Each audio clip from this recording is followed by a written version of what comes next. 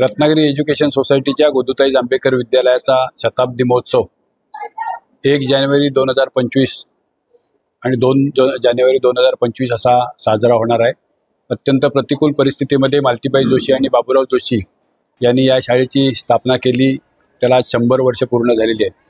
3 मुलींना घेऊन ही शाळा सुरू झाली आणि आज या शाळेतून 15,000 विद्यार्थी बाहेर पडले हे सांगताना आम्हाला अत्यानंद होतोय।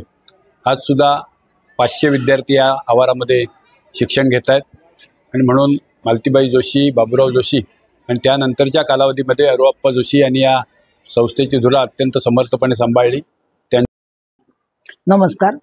1 जानेवारी 1925 साली रत्नागिरी एज्युकेशन सोसायटीची मातृसंस्था महिला विद्यालय याची स्थापना बाबूराव जोशी आणि मालतीबाई जोशी या दाम्पत्याने केली आणि महिलांच्या शिक्षणाचं द्वार खुलं केलं।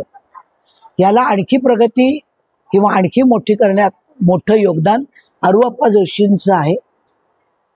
1925 साली जेव्हा शाळा सुरू झाली तेव्हा फक्त 3 मुली होत्या।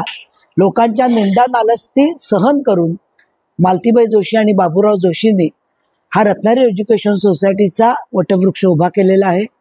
आज कार्यक्रमासाठी नामदार श्रीपादजी नाईक हे उद्घाटनाला येणार आहेत आणि समारोपाला नामदार उदयजी सामंत आणि नारायण राणे साहेब दोघं उपस्थित राहणार आहे।